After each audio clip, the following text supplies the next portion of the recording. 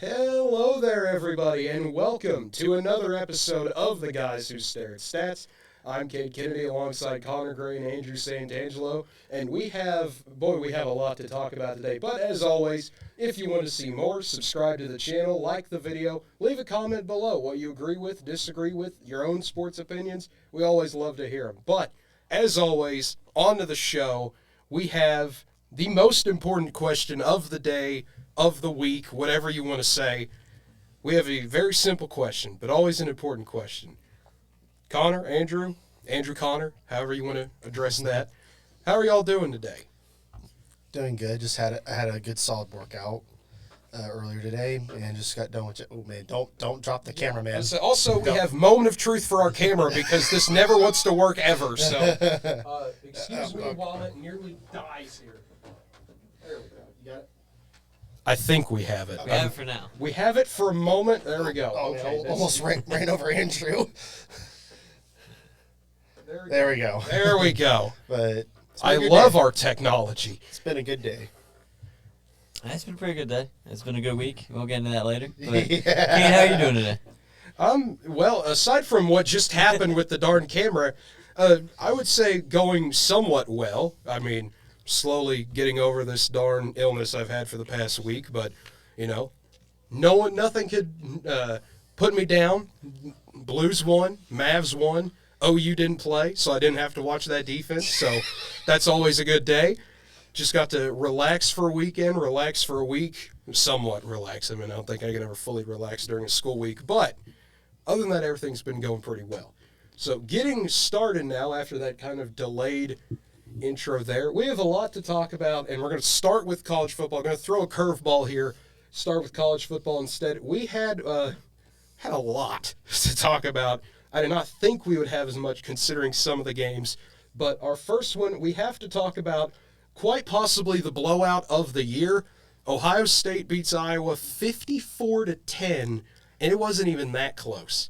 There's a tweet from Bill Connolly that stated that, yes, it was indeed correct. If Iowa punted on every first down, they would have done better than what they actually did. I cannot believe we finally had a game where that happened, but that's just where Iowa is right now. Funny part is they led at one point in this game. I know. Yeah, that's really the big one is that they somehow they managed to get up by at least by 4 points on Ohio State. Shocking, but obviously Ohio State did what they were supposed to do, pretty much whip them. But it's like that's what happens when Petras is your quarterback. You don't have a solid foundation, and there's really just nothing going on with them. Yeah, and I mean, also when your entire offense is run, pass, and everyone knows that's what you're going to do, some of that blame has to go on Brian Ferentz, the quarterback coach / offensive coordinator, son of Kirk Ferentz, the head coach. That's been a thing for a while. Iowa fans wanting to get rid of him, but time will tell. Unfortunately for them, I don't think they're going to get any relief soon. Maybe not. But the next one to get to here, a bit bigger of a game, I would say. Clemson taking on Syracuse, and what a ride this is. The tradition of Syracuse forcing Clemson to move to a new quarterback happened once again as DJ Uiagalelei had easily his worst game of the season. Had a couple turnovers, had some bad passes, some weird play call decisions. Why are you running that man on a 3rd and 2? It's not going to happen. Syracuse knows it's coming.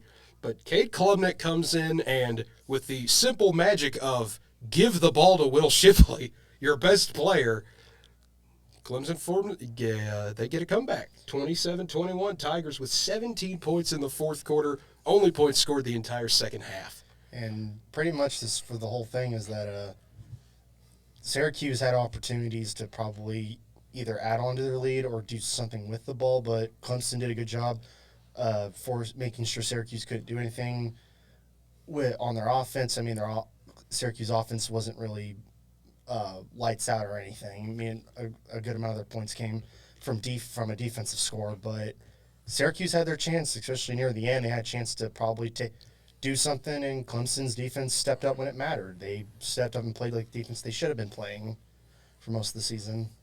Yeah, I thought Syracuse And I know their offense was struggling throughout the game, but I thought once they got that lead, they played way too conservative throughout most of the second half. They had chances where they could have tried for something bigger, kind of held on to the ball, got conservative, and let Clemson's defense almost take over a little bit. But you got to give Clemson credit for battling back. The depth showed here, and then, like you said, Cade bringing in another quarterback, getting the job done, and then defense came through on that final possession. It looked like the moment was just a little bit too big there for Syracuse on that final drive because, I mean, they were moving the ball for the most part, got down to a solid position on the field, and just couldn't finish that drive. Mm-hmm. Yeah, it was a day of a lot of miscues, but the one ended up being Syracuse. Despite the 4 turnovers Clemson had, it was a Syracuse miscue, I would say, that ended it. Why did Dino Babers let 25 seconds run off the clock for literally no reason? Why did you not give your all-conference running back more than 5 carries? A lot of questions there that we may never actually get the answer to. Yeah, but I will say, and Dabo, despite DJ getting benched, Dabo did say DJ is still their quarterback. Yeah, that you get some of those where if a quarterback's having a bad day, hey, we're just going to put this guy in, just keep everything steady for this game, know that you're still our guy.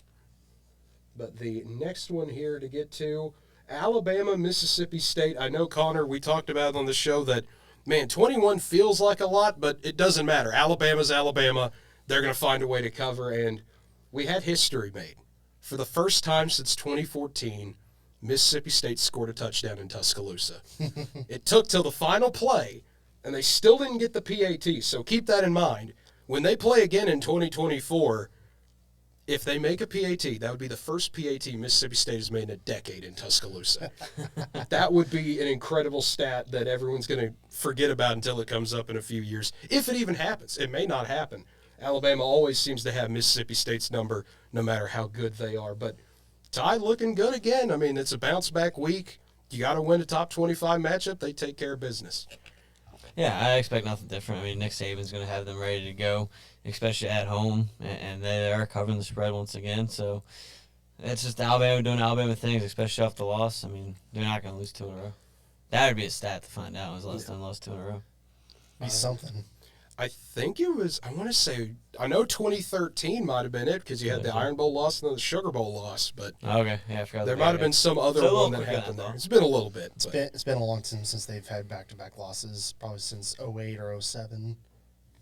Yeah, it's definitely been a while for the Crimson Tide, but they keep finding ways to win. They're still in this race easily. Mm-hmm. And the next one here, speaking of teams probably no longer in the race, Ole Miss getting absolutely bodied in Death Valley. Rebels led at one point 17-3. They always say don't let the Rebs get hot, but LSU, they let them get hot and then took it away just as quickly. Whether it be, offense, defense, special teams, LSU made the right adjustments and find a way to just absolutely destroy Ole Miss by 25. Because I believe me and you, I think, picked Ole Miss to just somehow get out of this one in a close one, but I think we weren't expecting LSU just to come out and body them. Yeah, I felt really good about this in the early second quarter. I was like, okay, where's everyone at that said LSU was favored? Oh, okay, never mind. Oh, well, Ole Miss still. Okay, yep, there it is. Okay, I was wrong. Whoopsies. Yep.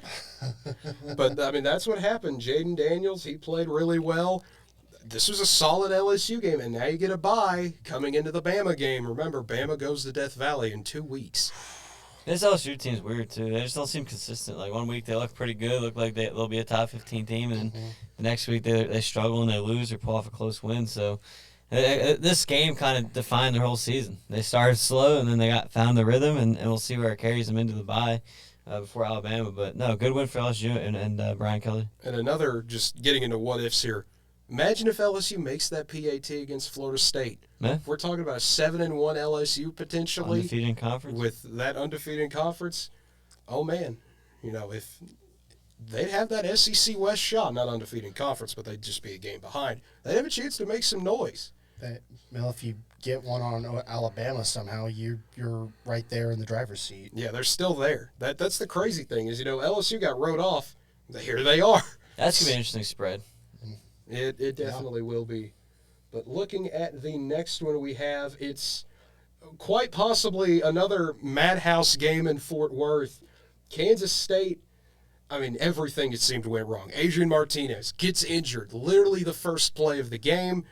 You keep him through that first drive. He goes out. Will Howard comes in. He plays pretty well for the most part in the first half. K-State at one point leads 28-10, but TCU gets that touchdown right before halftime, gets that momentum boost, and the injury to Will Howard as well. And here come the Frogs. They take the lead, hold on, and get a 38-28 win. TCU they keep finding ways. When did Will Howard get injured? He got injured. I want to say mid-second quarter, mid-third quarter, somewhere in one of those middle quarters. I think it was the third. It might have been the third. I cannot remember. I was flipping let's see the around scoring games. summary. So that's 2 weeks in a row where the visiting team was up on TCU by a good amount, and TCU came back to win. Yeah, TCU's got their second week in a row of double-digit comebacks, and their fourth week in a row they've beat a top 25 team. Never been done before. Well, that just stinks for Kansas State. You win the whole game, you lose your quarterback, and then that's why TCU comes back and wins. I mean, I really think if Kansas State doesn't lose 2 quarterbacks, they probably hold on and win this game. I think that's easy to say, obviously, after the result of it, and still only losing it by 10. But no, tough game there for Kansas State, especially going into another tough game next week, going back home.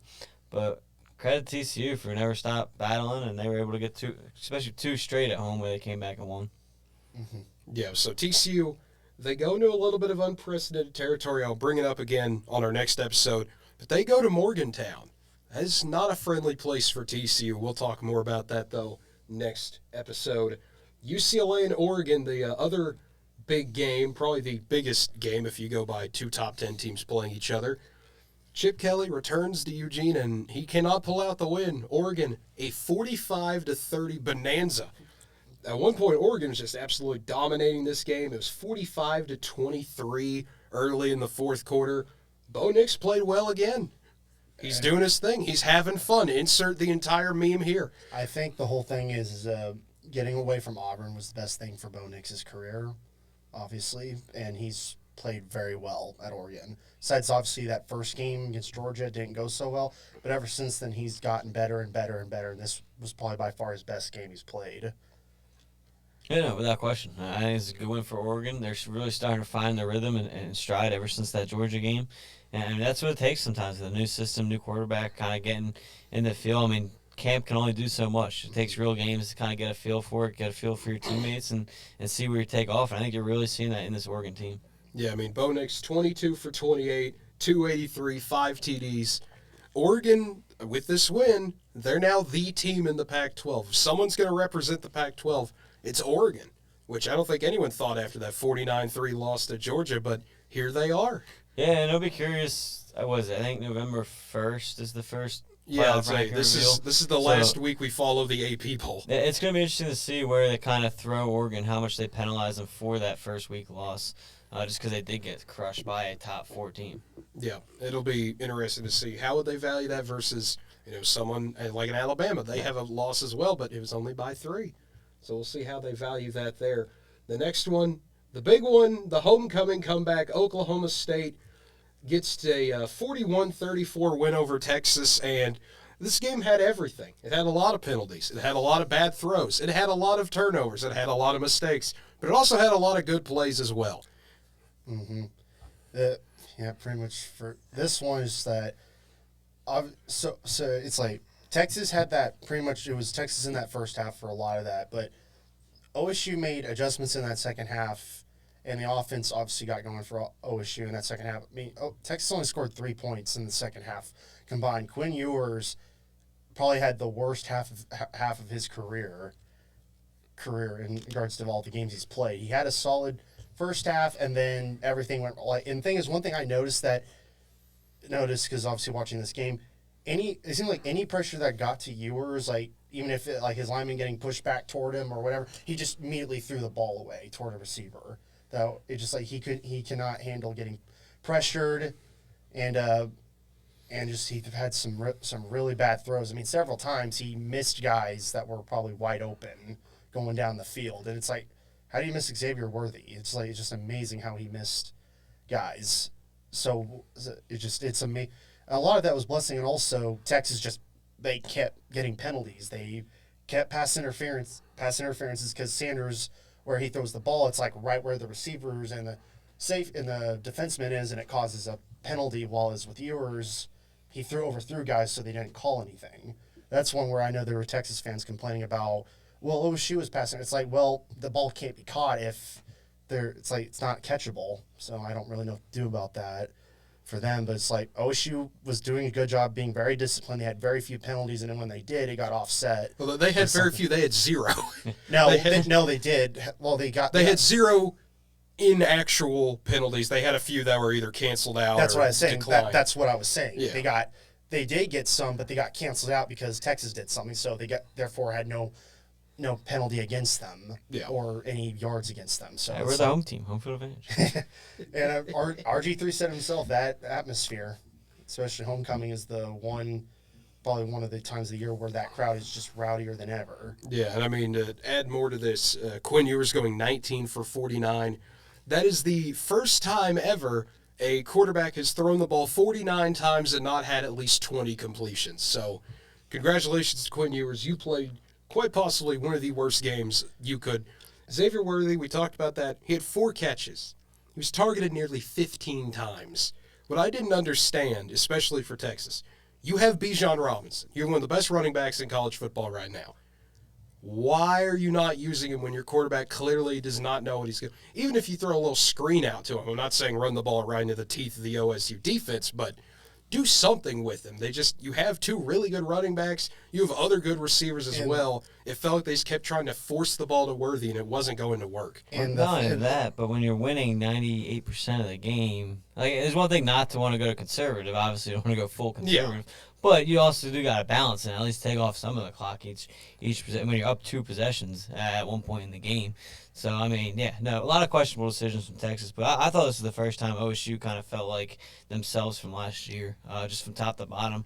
I know obviously you don't want to go behind by 2 scores, but just the second half adjustments, OSU lived off that last year. I thought this was the first time you kind of really saw it from this group. So hopefully that's something that can spark this OSU squad. And I will say on regards to on Bijan Robinson, it's like he should have got more carries. Like we all agree on that. But it's like OSU, when they finally did, in that some parts in that second half, when they handed it to Bijan, OSU was just immediately stuffing him right away. He barely could get much yards. Then there was a couple times he broke some yards, and it's like, okay, feed him the ball. Instead, they had Ewers throw it. So it's one of those things where Bijan would start doing something, and then Ewers would go. Yeah, it's like it made no sense because like all you're doing is just killing the drive, and then when you hand it to Bijan again, he's getting hit in the backfield. You just killed momentum right there.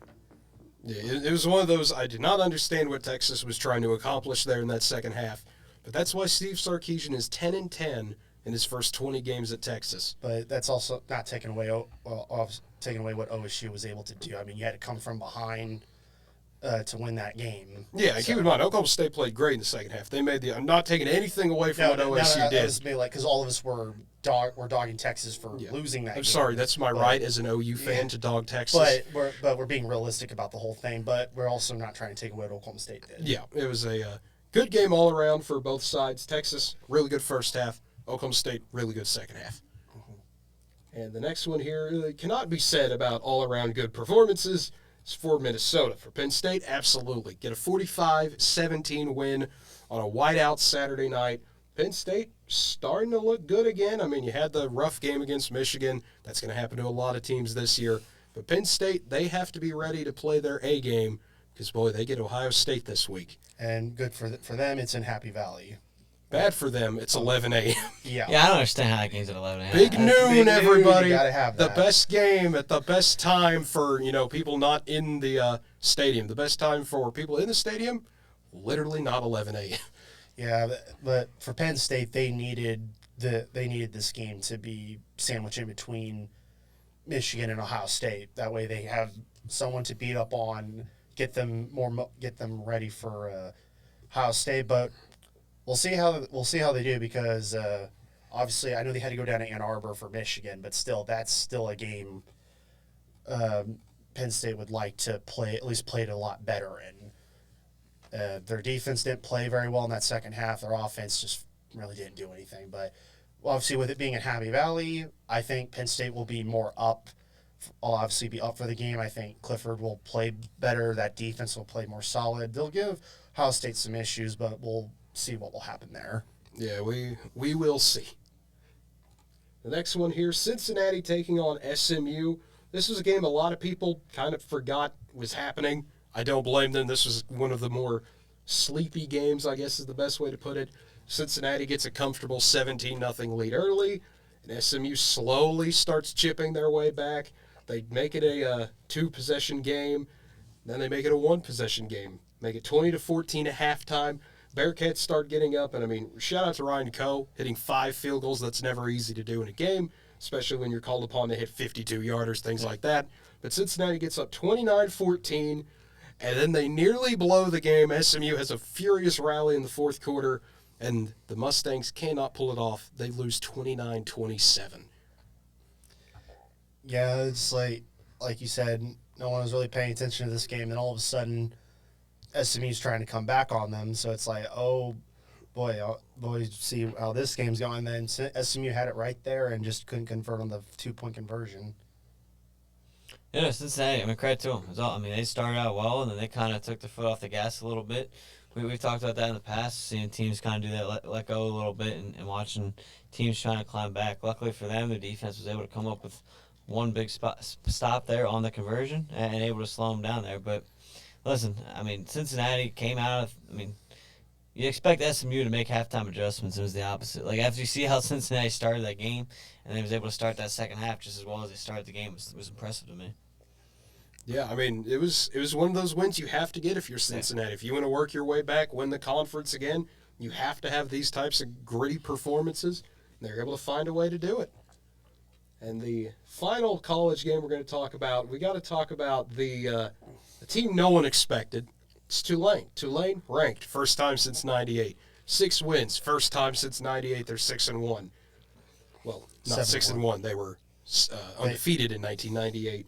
But now Tulane is 7-1, and that streak continues. They had their largest crowd they've ever had at Yulman Stadium, and it was a party for a while. Tulane at one point leading 35-0 over Memphis. Tigers came back, made it a game. Tulane, though, gets a 38-28 win. Huge win for the Green Wave. They're 4-0 in conference play. We might have to start talking about Tulane. They might win the American this year.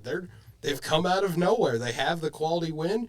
If they can hold on and keep running this, riding the wave, so to speak, Tulane could be that group of 5 team that sneaks into a New Year's Six Bowl. Imagine that. Well, for them, they have to, like you said, kind of like you're saying, like they need to basically win every game from here on out to even make a New Year's Six game if they are even given the chance to. Yeah. But it's like, congrats to Tulane. They pretty much they beat up Memphis. They sadly let Memphis almost have a shot to get back in the game, but they did their job to make sure they kept on winning. And there's really nothing you can say about that.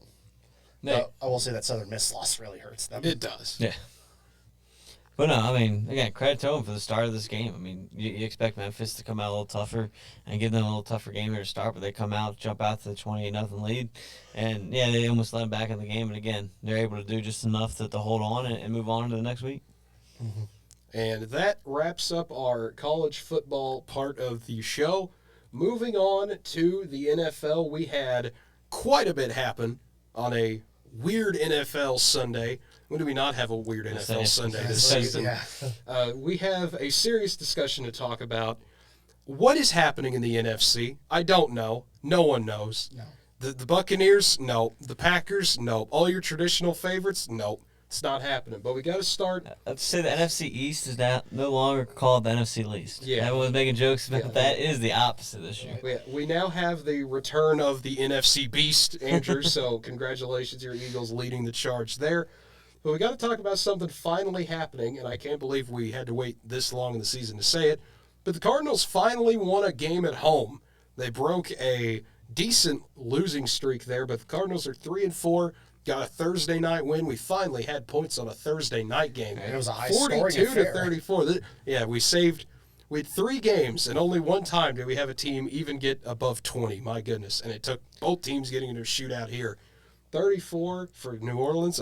Considering their circumstances with Andy Dalton at quarterback, I would say they played pretty well, but it's kind of weird. Saints offense is going up, Saints defense going down. Yeah, I think it's no accident. I mean, look at Arizona. They had the best game of their year. Cade, you mentioned they win a home game. Their offense puts up 42 points. Let's be honest. It's no secret. I love Kyler Murray, but of course the reason why they put up this amount of points is their star wide receivers back. You saw it last year. That Cardinals were one of the best teams in the league last year. Hopkins goes down with an injury. They turned into one of the worst teams as they continue to fall, and then they were early exit. This year, obviously, they struggled throughout the season. They got Hopkins back, and they put up 42 points. I mean, that's just the key. As good as a quarterback can be, he needs weapons. I mean, you're seeing it right now with the greats and Tom Brady and Aaron Rodgers. I mean, they're struggling partially because of who's over there, who they're throwing the ball to, and that just goes to show that's why receivers make big money, and that's what Hopkins is there for. And this Hopkins is the best player on this Cardinals team. I will say in regards to between Aaron and Brady shouldn't be really having that much of an issue because he has Evans and Godwin back, but it's like. But they both missed a lot of time. That true, but even then they still have they have played some games, while as Aaron doesn't have anyone because everyone's on the injured list. Well, it's not that they don't have anyone in general. Yeah, they have no receiver. They have no receiver. Even then, you still have little of whatever. But I will say Cardinals getting 2 pick sixes really helped them out a lot. So Murray still played well, but could have played a lot better. Also, didn't help that he got into an argument with Cliff Kingsbury. So I don't know what that situation is, but hopefully they get that resolved. Yeah, clearly there's still issues on the Cardinals, but anytime DeAndre Hopkins is going to get 10 catches for 103, you're going to be feeling pretty good. I think that's one of those things, even with the defense getting 2 pick sixes, how much of that factor, knowing you get one of your star players by going, okay, we're at, quote-unquote full strength with Marquise Brown being injured. You're not really at full strength, but you're full strength for last year, I guess is the best way to put it. Knowing you get that superstar back, that really can be a factor, I feel like, encouraging not just the offense to play better, but the defense as well. Oh, no, without question. And they're missing 2 of their starting weapons. They're missing Brown and they're missing James Conner in this game. So, no, even with those 2 guys out, you got Hopkins back. And again, like you said, it motivates the team. It's not just great for the offense. It motivates the team that you have this veteran presence, too, coming back, a guy that's been all around the league before in bigger games, and that's what he's able to do. And I think you're only going to see Arizona go up from here, too. And the lucky thing for them is that division's struggling all year. I mean, Seattle is in first place in that division. Geno Smith is in first place in that division. So, I mean, that they got lucky there that they were able to survive. Are they where they want to be? Obviously not. But they survived it. We're the only game back now with Hopkins coming back. I think James Conner's supposed to come back this next week. So, I think it's only up here for Arizona, and I would not be surprised to see them steal the division by the end of the year. It wouldn't surprise me either with how crazy that NFC West is, like you said, Andrew. Geno Smith, apparently the winning quarterback for the NFC West right now. What we all thought would happen 7 games into the season. Best quarterback in the division, right? And speaking of moving on to another game, Cincinnati, 35-17 over Atlanta. Joe Burrow looked like Joe Burrow again. 34 for 42, 481, 3 TDs. This is exactly the Bengals team we expect to see. Took a little bit, but they're finally here, at least for this week. Well, I would say that what happens when you protect Burrow, he throws really well. Pretty much. What a surprise. Yeah. So, obviously, seems like the run game overall is slowly getting better. I mean, Mixon had a touchdown for 58 yards, but obviously it was mainly a pass-happy offense, which is basically what's mainly catered toward. But Bengals did a great job getting the win and beating up the Falcons. Yeah, Falcons got behind in this game, which hurt them early because they like to kind of use a balanced attack there at the run game, kill some of the clock, and it doesn't help.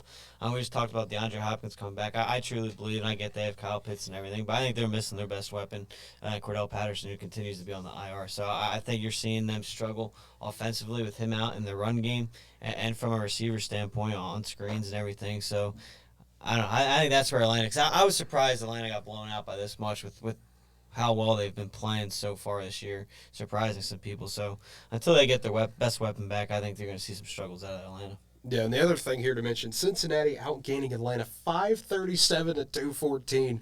I mean, whatever they needed to do, they got it done. And also, looking at that time of possession, 33-27, Cincinnati able to control the clock a little bit better, I would say. Well, not only that, it's just crazy to see that yardage discrepancy with 0 turnovers in the game. Like, you think, okay, if Cincinnati's going to have that big of an edge in yards, you think they're going to turn it or create like 2 or 3 turnovers, get extra possessions. But there were 0 turnovers in this game. That's how good Cincinnati's defense was able to play.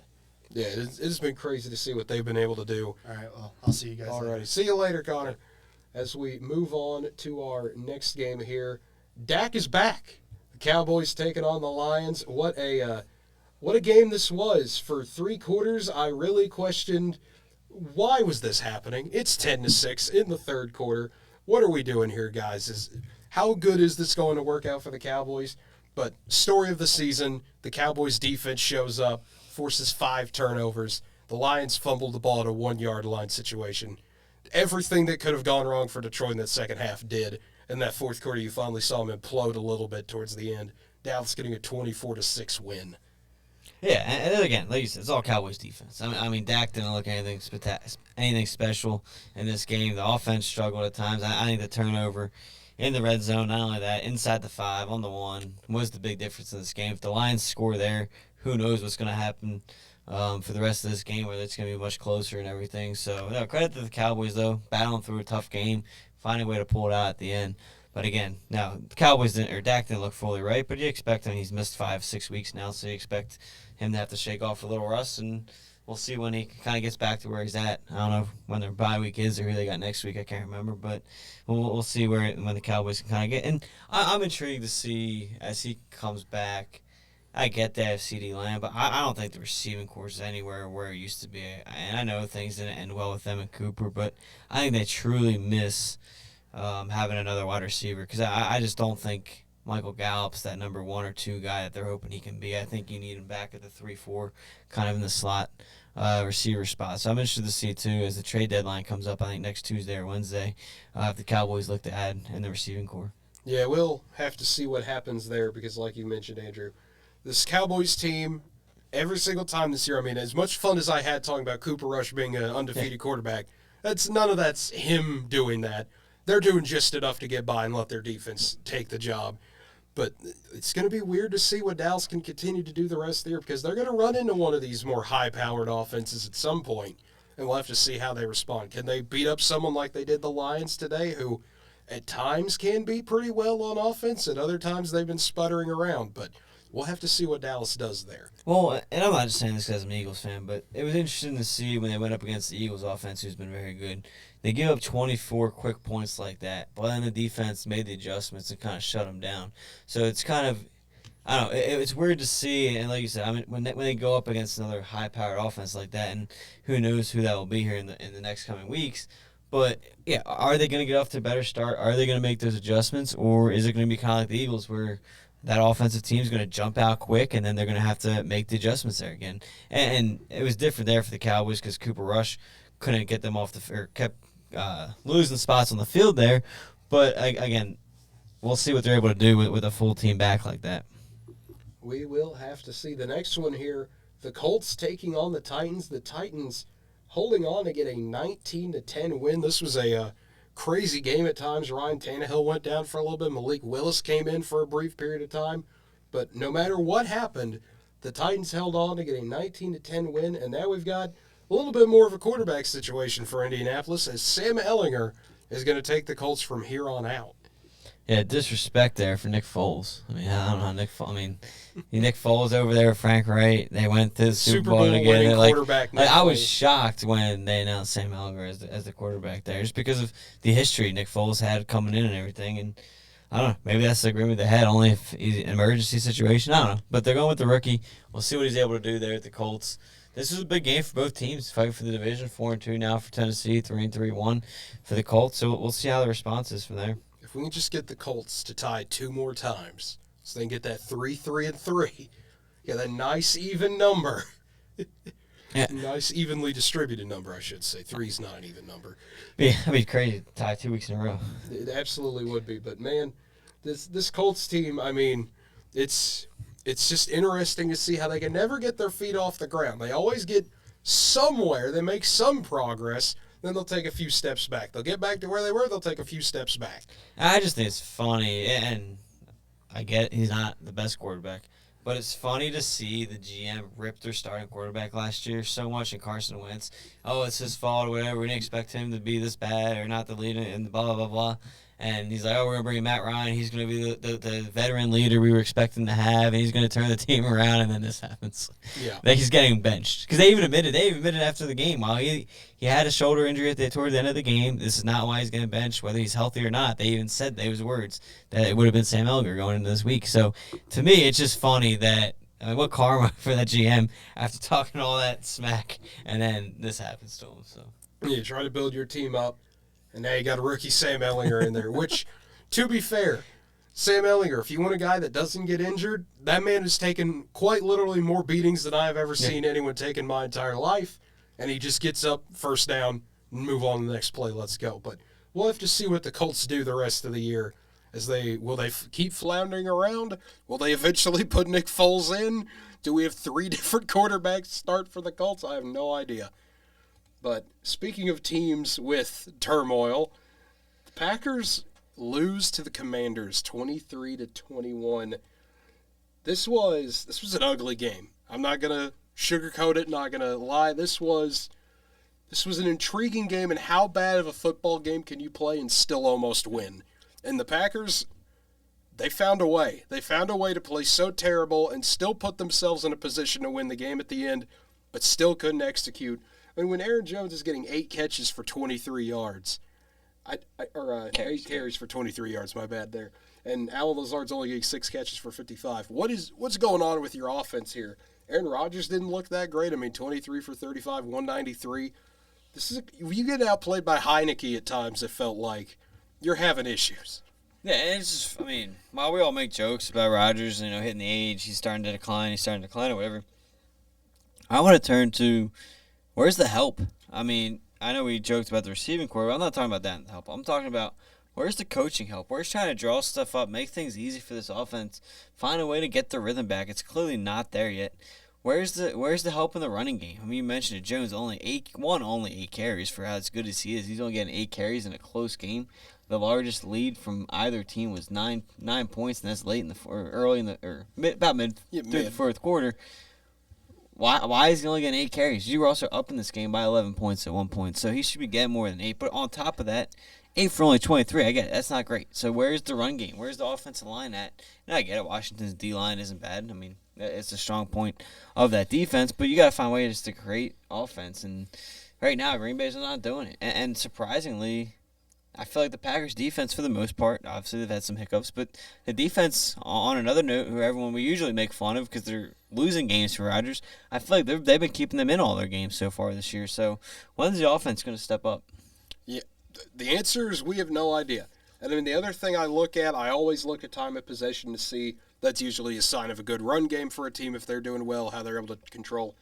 And the Commanders held on to the ball for over 37 minutes here. Yeah. When you're able to just sit on the ball like that and keep running, I mean, Robinson gets 20 carries for 73 yards. Scary Terry has 5 catches for 73. I already mentioned Heineke. I mean, 20 for 33, you look at that and go, okay, well, that's not amazing, but that was good enough. And if you're a Packers fan, you're probably saying, oh, how is that good enough? You should not be good enough to beat our team. But when you have no help, that's 21 points almost feels like a miracle for them. Not really. Did you watch this game at all? I watched way more of this than I should have at times. There were moments, early on the first half I didn't watch as much, keeping an eye on the red zone. Well, then usually at the end it was like, oh, hey, by the way, look at this. Well, I had red zone on it, and they showed the final play of the game. I don't know if you saw it or not. But I felt for Aaron Rodgers, man. They're pitching the ball back and forth, and obviously it's a long shot in general. Yeah. But when that ball goes out of bounds in between the lineman's legs, and Rodgers just lays there. He's not hurt or anything. He's just laying there like he's emotionally hurt. When is this gonna change? Like he's laying there, and I'm like, for as good as this guy's always been in his career, and I will always argue he's arguably the best, if not the best, talented quarterback of my lifetime. I just felt for him. I'm like, man, that must be so hard. For as well as you always just win, and you expect to, have maybe 3 or 4 losses in a season, get to the playoffs. They're already 3-4. We'll see where they go from here. Yeah, I mean, and the thing that I think killed me too was you see it go through the lineman's legs, and I mean, you look at the camera shot there. There's just green grass in front of him. Yeah, we don't know what's there. He could have legitimately had 15 yards to run and get down to towards the 5-yard line. We don't know what was there. We're just, well, that they did all that just for it to end going through a guy's legs like a middle school game. And they actually got pretty far. They did. There was at one point, I don't know, I think the receiver, and I was like, okay, if he breaks here, he might actually go the distance. And here's the thing, too, and they were at timeouts, but you knew that was going to be the final play, and I saw how far Washington was back. I think there was 6 seconds before that ball was snapped. I was almost expecting a quick route, maybe try a long, 57, 58-yard field goal, is what I thought they were going to do, and then they start pitching it back. But I was thinking, okay, Mason, I get it, he's kind of on the older side too, but Crosby's got a leg before, so I thought they might try that, but obviously they didn't. Yeah, that's what I thought they would do too, because I looked at that and went, okay, you're near midfield. This is where we're at in the NFL. You're almost in field goal range already. You just need a first down or two. I mean, I've seen teams do that before where they come out looking like they're going to go deep, and then they just throw a little quick out route or something, get a first down. Okay, field goal for the win, here we go. But I don't know. The Packers did so many things in this game that confused me. Just what are you guys doing? Just come on. Yeah, well, I can't answer that question. I think they're getting to the desperation point. I think you're seeing the panic in the Packers, in all honesty. Yeah, I think so. That panic button, if it hasn't already been pressed, it's right here. You have your hand on the panic button, ready to mash it. I think if you go to 3-5. Well, especially because it's not the NFC West. It's not a struggling division as we talked about. While a lot of the teams might be struggling, you look at the Vikings. We're looking up at right now. They're 5-1, and the only loss is to an undefeated team.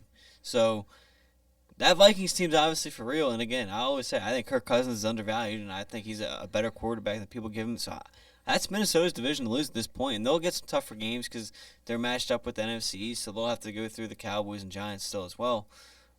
If they haven't played them already, I don't think they have, but we'll see how it all comes down to. But I looked it up when we got done with the Cowboys. Cowboys-Packers next week, so it doesn't get any easier for Green Bay. Yep, we'll talk about that game on the next episode, but man, this is a rough stretch. You're tied with the Bears. I did not think we'd be saying that, right? That the 3-4 Bears would be tied with the Packers. But, hey, that's football for you. And the other struggling quarterback that we all know and either love or hate, Tom Brady's Buccaneers, putting up a whole 3 points on Carolina. This was another rough one to watch. If you would have told me that P.J. Walker was going to outduel Tom Brady just at any point in this game, I don't think I would have believed you. But whether it be Deontay Foreman, whether it be Chuba Hubbard, Carolina had surprisingly one of their best running games of the year. All it took was them not having Christian McCaffrey. Well, I mean, you talk about a struggling Packers team. How about this Buccaneers team? I mean, Yeah. I can't remember if it was how early in the game it was. I think it was first quarter, maybe first possession, if not the second or third. But Brady hits Evans wide open. And Yep. Mike Evans, out of all receivers, Mike Evans never drops anything. Yeah. He's the guy you throw that home run ball to. He's the guy you throw it up to in the red zone and he catches everything. No, he drops probably one of the easiest catches he could have had in his career. Yeah, keep in mind, that was 2 minutes into the game. Was that okay? That's I knew it was early. Yeah, it was their first drive, yeah. So, but I mean, think about it. He scores there. Buccaneers are like, okay, we're back in business. No, he drops it, and then they can't get in. They can't even get a first down there. And now it's like, okay, we're gonna see the struggles we've had. But right now, they can't even get the run game going. Leonard Fournette struggles. I mean, Brady's obviously been struggling too. But yeah, you would have told me before the year that the Buccaneers would lose, or Tom Brady will lose back-to-back games to Mitch Trubisky / Kenny Pickett, and then P.J. Walker. I would have thought you were crazy. Think about it. Those are his last 2 losses. It is basically, I forget what point Pickett got hurt or whatever, and Trubisky came back in. But let's just say he lost to a rookie quarterback, and then now he lost to Walker. And it's like, what's happening? Yeah, I mean, this is the equivalent of, say, St. Louis losing to Springfield in baseball. This would be like losing almost to like a AAA or AA type of team with how depleted Carolina is at certain positions, where it's just, I mean, and keep in mind, I've rooted for Carolina this year with Baker Mayfield being there, and even then I was struggling to watch. I was like, this is just bad. Carolina's trying to hand the game to him, and Tampa Bay keeps handing it right back. Wait, think about what Carolina's done this year. Fired their coach, lost Baker Mayfield due to injury, lost Teddy Bridge or Sam Darnold. Sam Darnold, their backup, to injury. traded their best running back in Christian McCaffrey, traded their number 1 or number 2, depending on how you want to look at it, wide receiver, and Robbie Anderson to the Cardinals. They're selling. I mean, how do you lose to that team? Yeah, they sold everything this week, and now they're one game out of first in the division with a win over the Saints and a win over the Buccaneers. 2-0 in the division, 0-5 against everybody else. Just what a time to be alive, I guess. I don't know. Sports. Yeah, sports. And the other thing is, like, neither team turns it over. Both teams within 20 yards of each other. Only 3 first downs. Everything is similar except for the score. It's just crazy. I'm happy it happened, but I still do not know how the Buccaneers did this. Because you have weapons. You have a Mike Evans, but, man, if he has one off day or even a semi-off moment, that can derail an entire game now. Man, and it obviously did. Yep, it absolutely did. And then another one to talk about. We talked about the NFC beast and the joke about that earlier. The Giants, they needed a 1-yard stand, and they got that 1-yard stand on that final play of the game. Christian Kirk just needed that 1 extra yard to get into the end zone, but on the big catch, he couldn't finish the job, and the Giants get a 23-17 win over Jacksonville. I mean, I think the win probability tells the story of the game here. You look at it, the Jags felt like they were not in control the entire game, but they were playing well enough. Okay, they're the home team. They have advantage here. They get up 17-13. We're going through the fourth quarter. Okay, now the Giants are making a run. Okay, now they have the lead. Then they get a field goal. Okay, Jacksonville's got the ball. And they lost. They were 1 yard short. Oh, my goodness. But, I mean, if you're the Giants, this is another quality win. This is another gritty, gutsy win. This is who you are this year. And again, you're not going to go blowing teams out because of your offense. You're going to go win close games because of your defense. And you're able to do that with a 1 yard stand there, stopping them, keeping them out of the end zone. You look at this Giants team. I mean, they just battle. I mean, they get up early here, then they fall. 2 scores there from Jacksonville, but then Giants take control before a Jaguars touchdown early in the third gives it back, and then they struggle, can't find a way into the end zone in the third quarter. But then they find a way to get things done there in the fourth, and this is what I mean. It's the way the Giants are going to be. I mean, you've seen it all year. You look at the game against the Packers. They're losing at halftime, I think, by 10. They come back and win. And this is what the Giants have, and it's going to be fun. I mean, you mentioned we're joking about the NFC Beast, but I mean, you look at it, and I don't think the Giants. Obviously, I know they haven't played the Eagles, but I don't think they've played the Cowboys yet. So I mean, you talk about beating each other up here in a few weeks. I think the Giants got 4 games here against the Eagles and Cowboys, and vice versa. Obviously, well, the Eagles and Cowboys already played once, so 3 for them. But I mean, again, why you pull this up? I mean, let's just look at their wins. I mean, you beat Tennessee 21-20, a gutsy win. You beat Carolina. Well, yeah, they're not great. Look, they just beat the Buccaneers, but 19-16. They did look at it. They won losses to Dallas. Yeah. 23-16, but again, 1 possession. 20-12 against Chicago, 1 possession. 27-22 against the Packers, 1 possession. Baltimore 24. So every single one of their games, even in a win or a loss, has been 1 possession. Talking about a gutsy group finding ways to win. The Giants are the definition of that. And you expect nothing less going to Seattle next week before a bye week. I mean, that's going to be a tough environment to play in. A surprising team there again, but can they get another gutsy win? But no, credit to this Giants team because I can't speak for everybody, but I know I did not expect them to be 6-1. Yeah, and I mean, and we looking at the schedule here now, these next 3 on paper, your next 4 weeks you're looking at are great. At Seattle, bye week, Houston at home, Detroit at home. In theory, all 3 of those games are winnable, and you get your nice midseason bye. Well, in all seriousness, especially, I always say division games winnable. I don't care how good or how bad you are. I mean, just look at Jacksonville last year against the Colts. Name me a game on this schedule left that's not winnable. Like, in all honesty, I'm going to pick them to lose at Seattle. I think I always play the safe card. I think they split with Philly. I think they sweep Washington. I think they lose at Minnesota. Is going to be tough. If they were home, maybe, but at Minnesota. And then, because it's at Dallas, and it's Thanksgiving, I'm going to give Dallas a sweep this year, which is going to surprise some people. So I'll say they finish with, what's that, 1, 2, 3, 4 losses. So. Yeah, it's going to be one of those crazy type of years, I feel like, in the NFC. We very well could see multiple NFC East teams, and by multiple, I don't mean 2, I mean 3. So, I mean, playoffs. I'm going to So I know I'm kind of elongating this, but I'm going to ask you this question because I know it's always a topic, and I'm sure we'll get to it later in the year once playoffs actually come around. But, I mean, since the NFC is playing really well right now, how do you feel about the whole division winners getting the higher seeds? I mean, because you look at it, while the Eagles are undefeated, sitting 6-0, and the Giants are now 6-1, Giants technically are now the 5 seed, though, not the 2 seed. They're sitting at the 5 because you have the other 3 division winners in front of them. Do you think that's right? Do you like the format, or would you say let's just do best record, kind of forget about divisions a little bit, go more conference style like the NBA does? Because that's been always the debate. I personally like divisions. I'm one of the few maybe at this point, but yeah, to me, I think the best example of what I see as a perfect. I don't think you can ever get a perfect system. There's always something you can fix.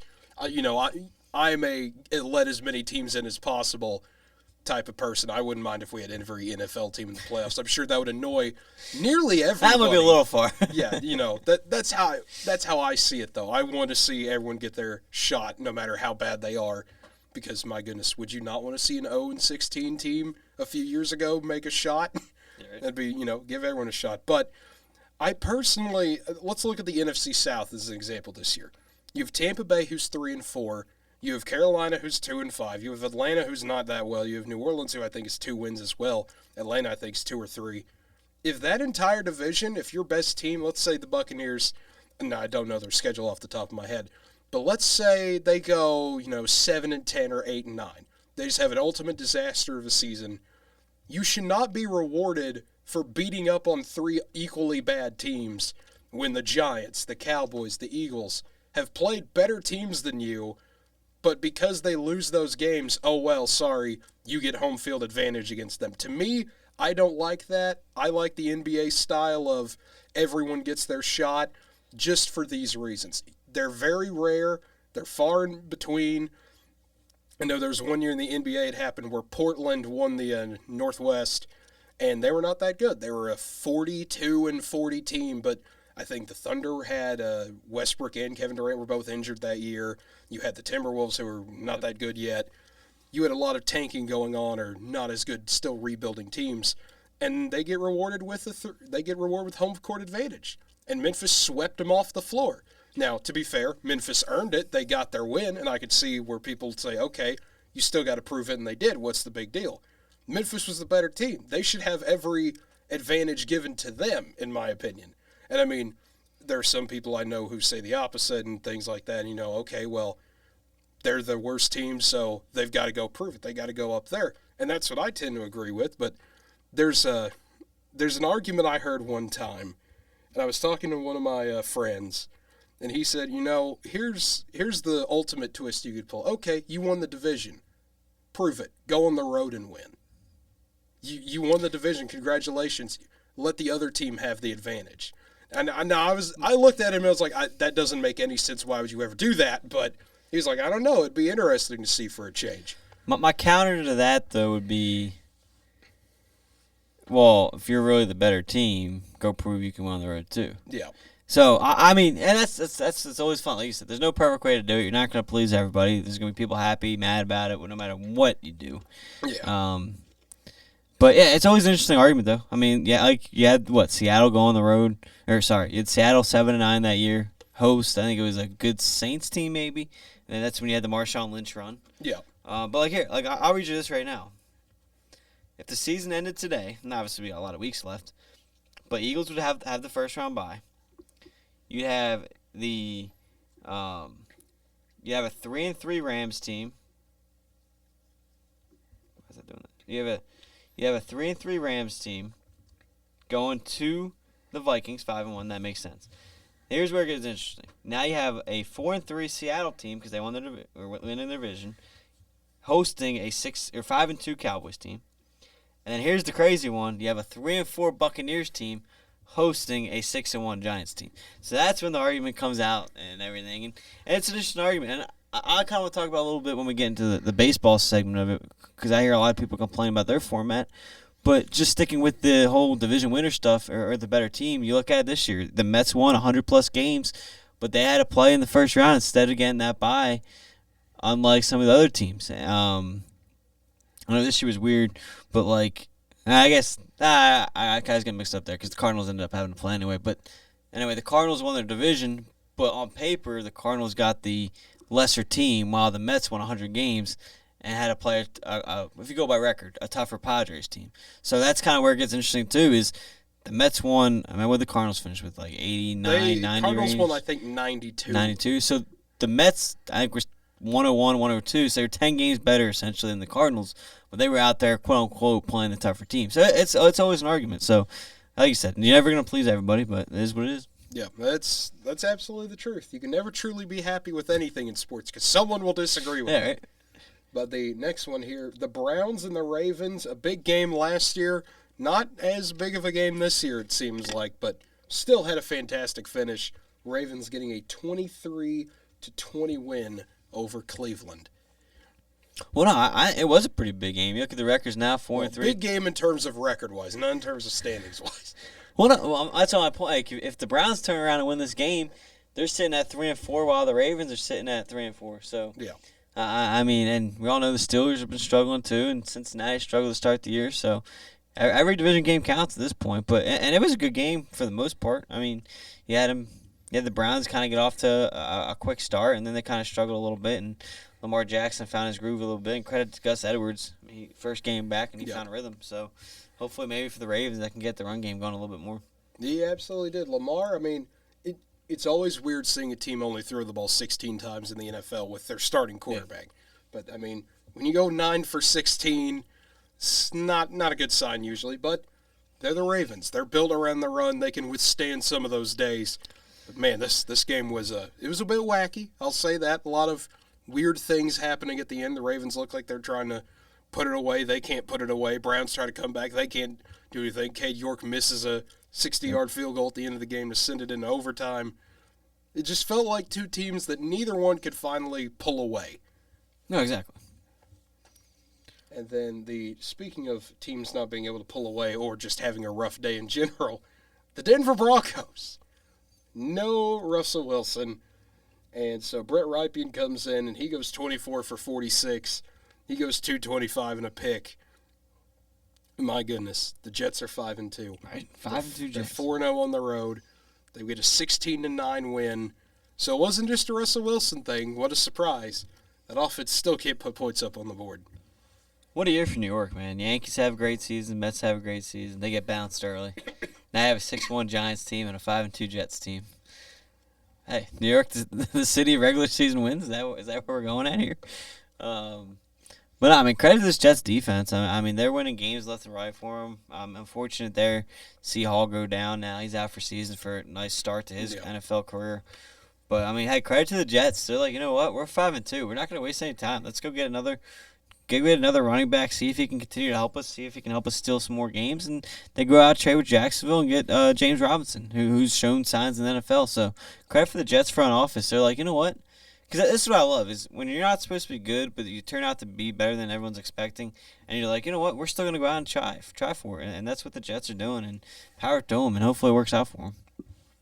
Yeah, I mean, they're playing with house money right now. No one expects them to be this good, and they're just going to keep riding that wave. The next one here, the Raiders and the Texans, a bit scary for the Raiders for a while. You get down 20-17 going into the fourth quarter. But Josh Jacobs gets 3 TDs, 143 on 20 carries. The Raiders have that big fourth quarter push, and they get that 38-20 win. But, man, for 3 quarters, it was like, oh, okay, do we have that upset alert going on? But, I mean, credit to Las Vegas. They found a way. Yeah, they found a way because of Josh Jacobs. Josh Jacobs' takeover game. 3 touchdowns in this game. And they get a defensive interception return for a touchdown to seal the win. So, credit to the Raiders. Took advantage of a bad Texans team, kind of played with them a little bit before wearing them down and pulling away. But this is a game the Raiders needed. They needed a motivational win to kind of get things going and find a way to take over. And you saw it in this game. And they need. I mean, I expected the Raiders to be better. And obviously it's going to be tough to catch the Chiefs and the Chargers. But with the extra wild card team now, that's always in play. So if the Raiders can go out and start winning a couple games, maybe you can see yourself 500. We'll talk some playoff maybe down the stretch. Maybe. We're almost to that halfway point. It's hard to think about, but it's unbelievable. I know. Time really does fly when we get to football season. I mean, even just I mean, obviously you follow Northwestern sports and everything, and I'm working, but you look at that schedule. I mean, we have one home soccer game left. We have only 2 home volleyball games left. We have 1 home football. Like, it feels like we just started the season. I know. And all the fall sports are starting to come to a close the regular season. Yes, and basketball season's around the corner. Right. The NBA and NHL, we haven't even gotten to them yet, really. But they're underway now. I mean, college basketball's getting ready to start. We're truly at that crossroads now, basically, with sports. Summer's starting to end, summer beginning, summer getting to the midway point. Whole lot going on right now. Always. And then the Seahawks and the Chargers. Speaking of things going on, having a 4-3 Seattle. I know we talked about it earlier. Just going in and whipping the Chargers at times. And, man, a 37-23 win for Seattle. Geno Smith, 20 for 27. 210, 2 TDs, and a pick. And Herbert, 33 for 51. 293, 2 TDs, and an interception for him.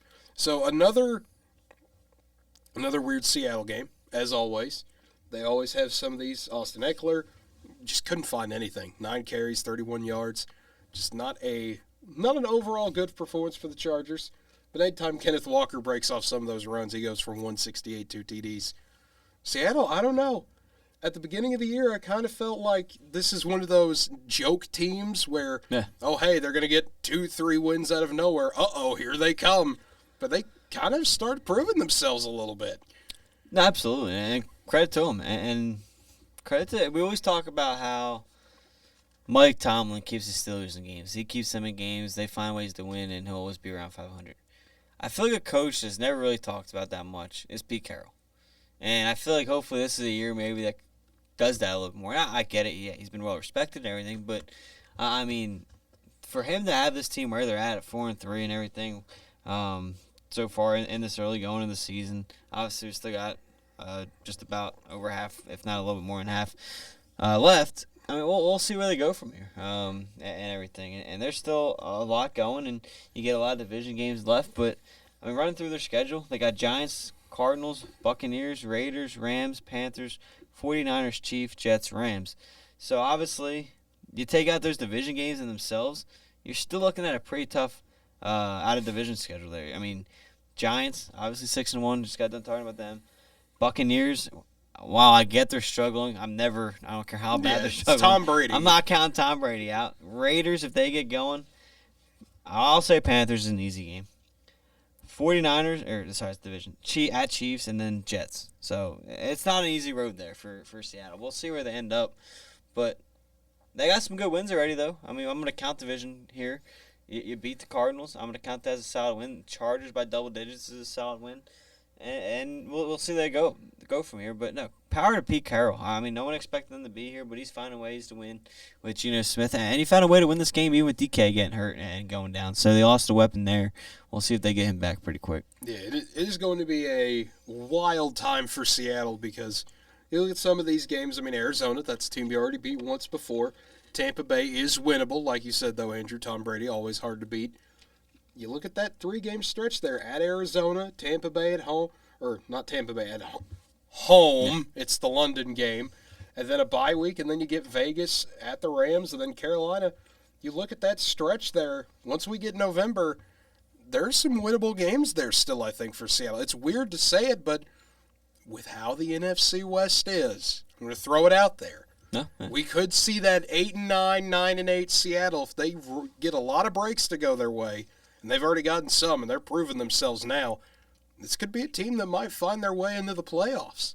No, without question. And there's two. And it's funny is 2 of those 3 losses, you're sitting there kicking yourself. I mean, Atlanta should have been a win, and the Saints should have been a win. I mean, just be real. I mean, I think that was Winston was out at that point. I think Andy Dalton was in there. I think that was the Taysom Hill game. I think he had a really good game. Yep. And I mean, so I think if you're Seattle, obviously you got to move on. But like as fans who break down the schedules and stuff, you're sitting there kicking yourself with those 2 games. And it'd be if you're able to take care of business in those 2, it'd be crazy if we're talking about a 6-1 Seahawks team. Yeah, we talk about how Geno Smith is actually better than Russell Wilson. Yeah. Look at the record. And then the next one here, Christian McCaffrey makes his debut for the 49ers. And man, it went well for a half. Then the second half happened. Kansas City getting a 44-23 win. Mahomes going off, having a good day. And, man, this Niners team, every time it seems like something good starts going their way, equal and opposite reaction. We got a Jimmy G's law here going on. For every good thing, there's an equal and opposite bad thing for San Francisco. You know my feelings on San Francisco and Jimmy G. I do never can trust him, and while I love the Christian McCaffrey pickup, I think they're going to continue to struggle offensively. I mean, you never want to face the Chiefs. I think this was the week after the Bills game, right? Or was that 2 weeks ago already? But you never want to face the Chiefs after a loss. I think it was last week against the Bills, and they were able to come out here, take care of business. Patrick Mahomes is still Patrick Mahomes, and they dropped 44 on you. And I'll tell you what, they're starting to get Juju Smith-Schuster more involved in their offense here, and I think that's when it's going to get a little scary once they get him Hardman going. I think it took a little bit there to get going, but Chiefs are in business right now. And I mean, the stretch that really sealed the game, these are always brutal to have, but when it's a 28-23 game, you give up a touchdown, and then just a minute later, safety, and then another touchdown. When you get those 16-point sequences like that, they really are game killers. Speaking of safeties real quick, I can't remember the teams. It was like either low, like D1 FCS or whatever. Or I always get them mixed up, FCS. Or it was maybe D2. Yeah, the four but safeties. Four safeties, yeah. I can't remember what I level want to say that it was Weber State. I want to say it was FCS. I remember FCS, that. okay. But yeah, I just thought that's funny. It's four safeties. 'Cause I was going to bring it up because I know I joked on here before about usually the team that gets a safety, I feel like they lose. I'm like, well, the exception might be four safeties. Yeah. Kansas City. That's worth a touchdown at that point. Yeah, Kansas City broke that tangent, basically. They broke that streak. They got a safety and won a game. Now, keep in mind, they were up 14 points with 8 minutes left, so if they would have lost, we'd probably be talking about other things, but I don't know. We'll have to see what happens there if the safety curse lives on, or if it just doesn't affect Kansas City because it doesn't matter. Yeah, Kansas City's Kansas City. But the next one, Sunday Night Football. Why was this game on Sunday night? Can we not add flex games after like week 5, please? Miami gets a 16-10 win in Tua's return. Man, Kenny Pickett had a lot of chances to win this game, but some untimely interceptions and a whole lot of just disappointment for Pittsburgh. And I mean, I get it. You're 2-5. It's a rebuilding year. You've switched quarterbacks. You've done just about everything under the sun so far, but this is going to be one of those you're going to look back and go, man, just one drive. That's all you needed in the second half was one drive, and they couldn't get it without an interception at the end. It's fine. I thought Miami would kind of come out of here with the opposite. I thought they'd struggle early. Tua would start to find his rhythm again after being out for so long, and then they kind of have a good second half and find a way to not necessarily pull away, but win in the second half. But it was the complete opposite. Tua came out firing, got the team going. I know they settled for some field goals there in the first half, but in the end, he came out, got him 13 points in the opening quarter. 16 and a half, and then defense took care of business in the second half. So it was a weird game there in the second half. But yeah, I thought it'd be the opposite for the Dolphins. But credit to it, starting quick. Yeah, I mean it was one of those. It was a tale of two quarters. Each team forgot there was a second half. But there was a tale of two quarters for sure. But what a weird game that was between those two there. And then the final game, Monday night game. Oh my goodness, the Patriots are also in this 3-4 boat. And so are the Bears. Bears, I think, are happy to be 3-4, though. This is a improvement for them. Justin Fields, I mean, he played okay. 13 for 21, 179, a TD and a pick. But Mac Jones getting benched, Bailey Zappi coming in. And, oh, boy, it didn't really fix anything. It started well for the Patriots when they put Zappi in. But the Bears getting a 33-14 win, getting 2 picks off Zappi in the fourth quarter when the Patriots are trying to do anything to get the ball moving. But a solid win for the Bears as they forced 4 turnovers.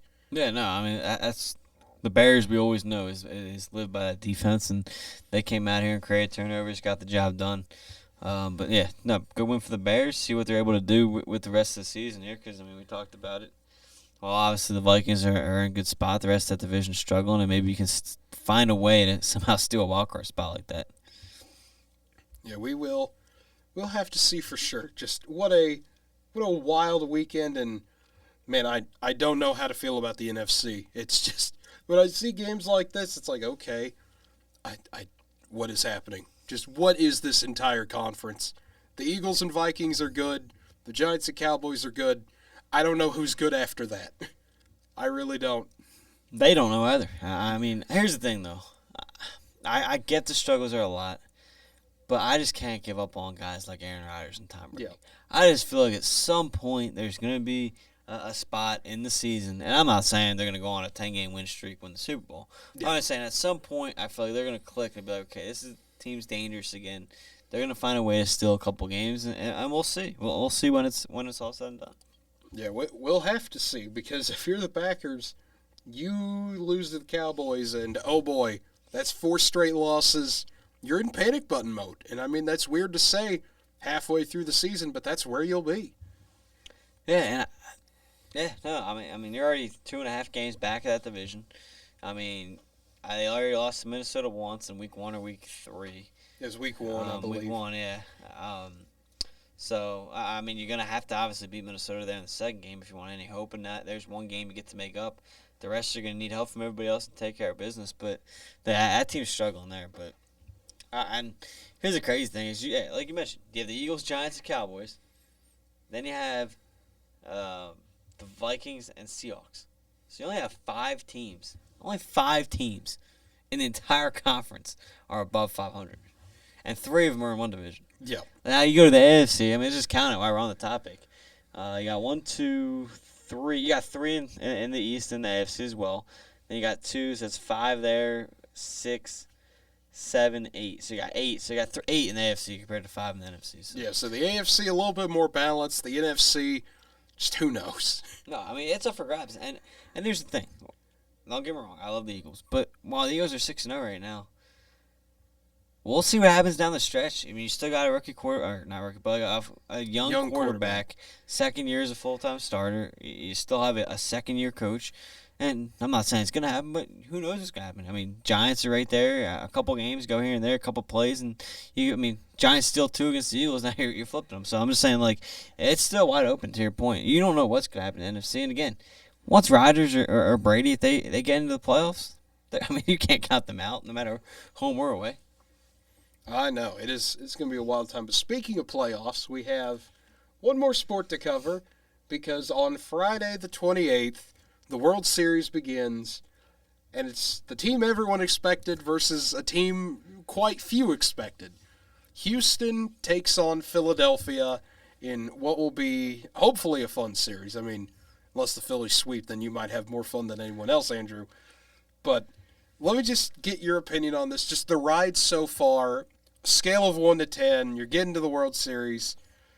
Is there any way you're not at a 10 on the excitement scale? I mean, I don't know. I'm genuinely curious. It's been a while since the Cardinals have made it.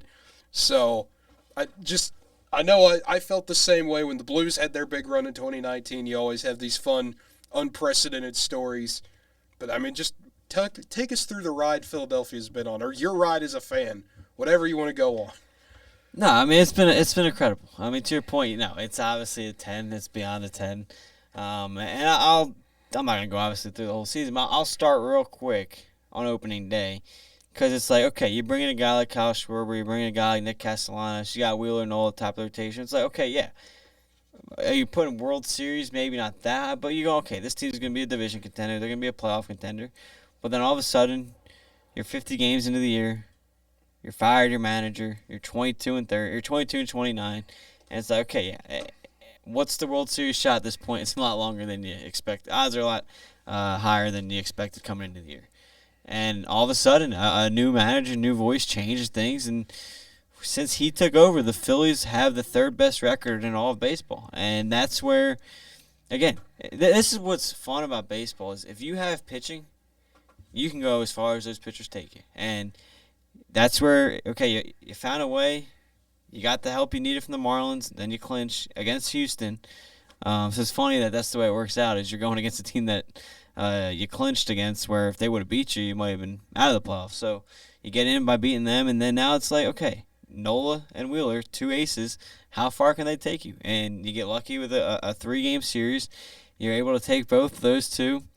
And then same thing, you get a good Braves team, and you're able to split on the road, go home, take both at home. And then San Diego, you split on the road, then you take all 3 at home, and that's just been the recipe. Is you rode these 2 aces into this playoffs, and then you rode them here in the playoffs, and you got hot bats in Schwarber. He's got that's the thing. The Phillies are a streaky team, so that's what concerns me a little bit about this. Is are those hot bats going to continue, or are they going to go cold at the wrong time?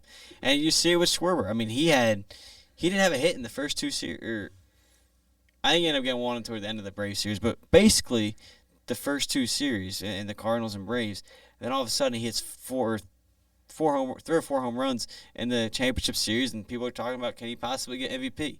And that's the thing. Before Harper hit the home run and against San Diego there to win it, I mean, it was kind of up for the grabs. You could have four guys. You had Wheeler throw 2 great games. You had obviously Harper. Then you had Hoskins have 5 home runs, and then Schwarber. So you had 4 guys who could have won the MVP in that series before Harper did it. But no, it's been an incredible run. And as a Cardinals fan, I'm sure you've been through it too, is when you're expected to be good and everything, obviously, yeah, I'm not complaining. Yeah, it's fun. But, like, what's the journey like this through a team that has so many up and downs, it makes it that much better. Like, when it's not as expected, it adds so much value, in my opinion, and maybe everyone doesn't feel that way. But that's the way I feel. Like I said, you're 22, 29, you just fired your manager. Bryce Harper gets hit in the hand, broke his thumb. He's out for a while, and you still find ways to overcome everything and get here. So, to me, that adds a lot, and to the city, it adds a lot, too. I mean, you look at they haven't been in the playoffs in it was 11-year playoff drought. You sneak in, and it's like, okay, you got in finally. You get the experience, move on to next year. But no, you had the surprise run, and now 13-year drought of the World Series you end. So, no, I couldn't be more. To answer your question, too, it's beyond a 10, and it's been an incredible ride. And hopefully it's not done. Hopefully you find a way to get 4 more. Yeah, so you got to find your way to get 4 more. It begins October 28th. We're not going to go too much into dissecting pitching matchups and hitting and all that. We'll do that tomorrow when we do our predictions, kind of how we think at least the first 2 games will go here on Friday and Saturday. But any other closing thoughts here, Andrew? We've covered football. We've covered baseball. Haven't really talked. We mentioned basketball and hockey. Believe me, they are having games. It's been long years. We talk about that. Yeah, we'll talk about them once we get to the end of other sports here. We got baseball to wrap up. We've only got just 1 or 2 more weeks, and then we're done with baseball for professional. We'll get college baseball, of course, later on in February, and then spring training will begin at some point. But any other closing thoughts to take us off with for this episode? Yeah, I'm gonna pose a question to you that I've been asking people, and I've said this for a while. I just want to throw it out there. I'm not saying this because it's helped the Phillies in this postseason. I've said this for as long as I can remember because I've always felt this way. I truly believe in baseball, especially. I don't know about other sports, but I love the fact that the Phillies. Well, I love it because of the Phillies, but I truly believe the team that quote unquote doesn't have home field advantage, to me, actually has an advantage. And I say that because if you're good enough, obviously, to be in the World Series or whatever, how far you get in the playoffs, you're good enough to win home or away. And again, I'm going to say the Phillies because they're here, but you have a guy in Wheeler and Nola, you're probably not going to lose 2 straight. I mean, they're both solid top-tier pitchers. You'll probably steal 1 on the road. So now, if you steal 1 on the road, you go back and you got 3 straight at your park. Go take 2 of 3. Obviously, yeah, 3 is the dream. You win, clinch it at home. But go take 2 or 3, which is very doable at your home park. And then worst case is you're going back to that road spot 3-2. And again, you're lined up then to have your aces. And all you got to do is split again. So to me, and I get it, yeah, you always want Game 7. Yeah, that obviously Game 7 could be an outlier or whatever if it ends up being 3-3. But my point is, again, if you're that good in a World Series, you're probably not dropping. Obviously, there's outliers, but you're probably not losing 2 or 3 in a row. And that, to me, is the recipe for any team that doesn't have the home field, and this year it's the Phillies. If you're able to split 1 on the road, go take 2 or 3 at your park, and now you're up 3-2, and I'm taking my chances winning 1 of 2 in that spot, especially with guys like Wheeler and Nola. Or if you flip it, say the Astros, if they're in that spot, you're taking your chances with Verlander and Valdez. So, yeah. I don't know. That's my theory. I don't know how you feel on that, but I've always felt that way, especially in baseball. Because don't get me wrong, obviously, yeah, the Phillies stadium was allowed and other places are allowed to. So home field is to an extent. But I don't know if I brought this up on the show too, but I've said it to other people, especially when I went to the Cardinals-Phillies game, and I always find it funny in baseball. Because you go to a football game, and I know you know this being an OU fan, you go to a game, tie game, whatever, close game, you have a big offensive play. What are you doing as a crowd? You're telling everybody to be quiet because you Yeah. can hear the plays. But have you ever thought about it in baseball, where if it's a 3-2 count, big spot, and you're batting or pitching, you're as loud as can be. Yeah. So where's the and again, obviously there's an advantage. I'm not saying there's no home field advantage, but I always thought that was funny in baseball is whether you're pitching or hitting, and it's a 3-2 count or whatever the count is in a big spot, you're trying to be as loud as can be to one, distract the pitcher, or one, distract the hitter. But either way, it's like a disadvantage. In that sense. To me, this actually brings up an interesting point because the Padres had the similar story against the Dodgers. You know, they go into that game, they're just needing to split one and then go home. They get that split. They go to Petco Park. That place is about to explode in the fourth game. They're dancing in the rain. They're about to, storm the field, it felt like, with how crazy they were going. But I'm glad you mentioned football because there's a growing trend, and I don't like it, of fans not knowing basic game etiquette. I was at the K-State OU game this year, and I mean, this has happened not just at college, this is professional too. And OU has this big 4th and 1, and they're trying to move down the field and convert, and the PA announcer's still talking, the Roughnecks fire their guns at the wrong time, and the entire crowd, yeah, go for it, go for it, go for it, and the entire crowd's chanting, making noise, and I'm just like, it is 4th and 1. Yeah. Stop being loud. Exactly. We need to be quiet so our offense, and then sure enough, they get a false start because they're trying to run as fast as they can. Everyone's making as much noise as possible. It's like, come on, guys. It's 4th and 1. We'll celebrate if we get it. Yeah. Don't celebrate a 4th and 1 before you convert the 4th and 1. And I mean, we're seeing this in more sports. Basketball, you can't really do it because of how fast it goes. You can't really. I don't think you could psych someone out when you're chanting and loud most of the game. Baseball and football have that kind of weird similarity where a crowd can really dictate a game. But even in basketball, to that point, real quick, you're at the foul line. Yeah. If your guy's shooting a foul shot, you're as quiet as can be. Yeah. You want to hear a pin drop. Yeah. If the opposing guy has the ball shooting a foul shot, you are as loud as can be trying to distract him. But same thing. I mean, I feel like you have the ball 10 seconds. I mean, you kind of feel the anxiety and the intensity build in the crowd. But you're not chanting, let's go, whoever your team is, when your team's trying to get the game-winning buzzer-beater shot or whatever. Yeah. But you're sure enough, if that opposing team has the ball trying to get that buzzer-beater, you're as loud as can be trying to distract them. So I always thought that was funny in baseball. I don't know. Yeah, that's just something throughout that second part with the whole the loudness. I always thought that came out this year when I went to the Cardinals game, Phillies-Cardinals game in St. Louis, because I'm sitting there like, man, Phillies are winning right now, but fans it was at that point it was 0-0 and 3-2 count, and Cardinals fans are going crazy for Pujols, but then it just reversed. It was like a 2-2 count with Harper, and fans are as loud as I'm like, where's the advantage at that point? If you like, we're just excited. No, I'm saying like I'm not even messing with that. I'm just like, I guess it's just fans. Yeah. You're just excited. You're just in the moment, and you want to do whatever you can. And some fans realize it, and some don't. But being loud does not help your guy. It hurts. It is not a good idea. How would you feel if I came to your job and screamed at you in excitement? It'd throw you off your whatever you're doing. It's one of those things that I always just find funny that I don't know why fans do it. And I mean, we're all guilty of it at times when there's a big moment or something we celebrate, then we realize it didn't happen or something like that. And I'm not talking about that, but just guys, we need to go back to fan school and realize, hey, here's do's and here's don'ts. Do not give the other team an advantage while you are the home team. Come on, guys. What are we doing here? The other one that drives me crazy in football, because I've felt it at OSU games before too. I'm sure OU's the same way. But is when you're about to go kick, whether it doesn't have to be a game winning, but when you're about to go kick a huge field goal and it gets really loud, and it's like, guys, just be quiet. Let the guy go, get the snap, let it get off, let him place it down, and then kick that field goal. I feel like that's the other thing. Field goals get so loud, I think it's just the anxiety building up and the intensity of the moment.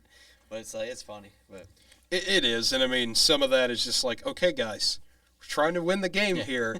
Let's give ourselves every advantage, please.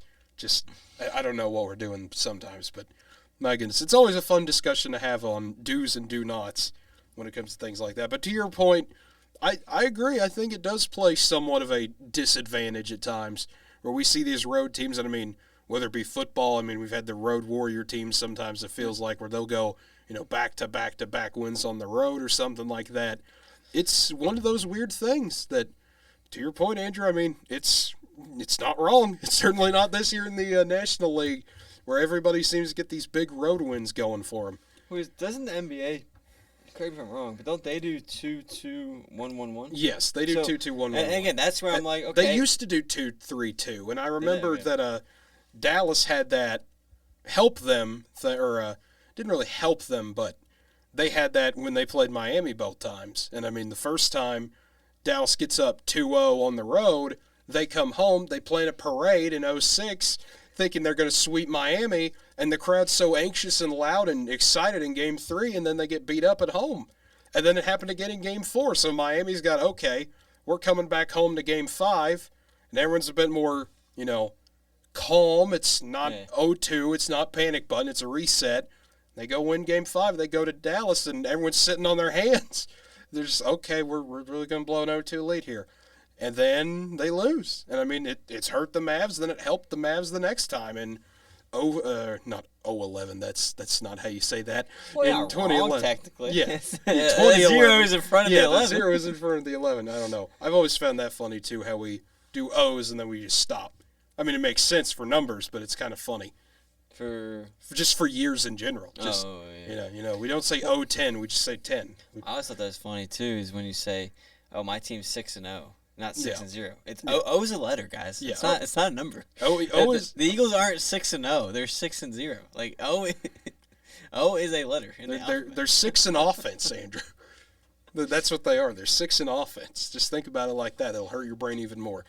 But I mean, it is one of those weird things in sports where I don't know. Sometimes I like being the road team. Same thing happened to the Blues in 2019. They go on the road to Boston and split. And they come home, and it's absolutely deafening at the Enterprise Center for Games 3 and 4. So it's one of those weird things that, I don't know, I'm not going to take the time to go through and look up every historical series because that would take way too many hours off my life. But I'm sure if you look at it, it's probably closer than people would think when it comes to, is home field advantage really real? No, I do agree with that. I honestly think... If we actually dove into it, I wouldn't be surprised. And like you said, we don't know the numbers, so I'm not saying this is factual. But I wouldn't be surprised if the winner of Game 1 have a statistically higher rate of winning the series than the actual home team itself. That makes sense. That wouldn't surprise, because I think I remember they said that even during the wild card. It's like teams that win Game 1 win 70-something% of the time.